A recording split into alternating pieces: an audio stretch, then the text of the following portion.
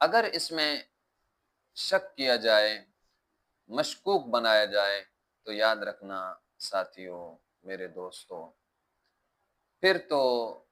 بھینس کے دودھ کو بھی مشکوک ہونا چاہیے، پھر تو بھینس کی دہی بھی مشکوک ہے، پھر تو بھینس کی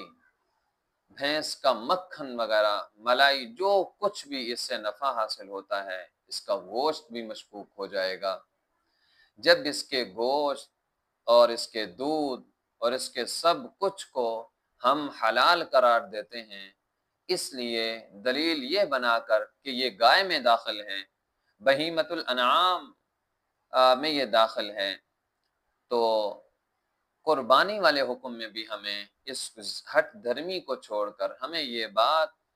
ماننی چاہیے کہ جس طرح دودھ کی حلت میں، گوشت کی حلت میں، دہی اور مکھن ملائی کی حلت میں، جب ہم اس کو حلیب کی حلت میں، جب ہم اس کی علت، اس کے حلال ہونے کی علت یہ بناتے ہیں کہ یہ گائے میں داخل ہے، تو قربانی میں بھی علماء اکابرین کی اتباع کرتے ہوئے، بڑے حضرات کی اتباع کرتے ہوئے، ہمیں اس کی قربانی کے جواز کی بھی علت وہی ماننی چاہیے جو ہم نے اس کے گوشت، اس کے دودھ اور اس کے دہی وغیرہ کی حلت میں جو علت مانی ہے، وہ ہے گائے میں یہ چیزیں داخل ہیں، یہ بھینس وغیرہ گائے میں داخل ہے۔ اللہ رب العزت سے دعا ہے کہ ہمیں قرآن حدیث پر عمل کرنے کی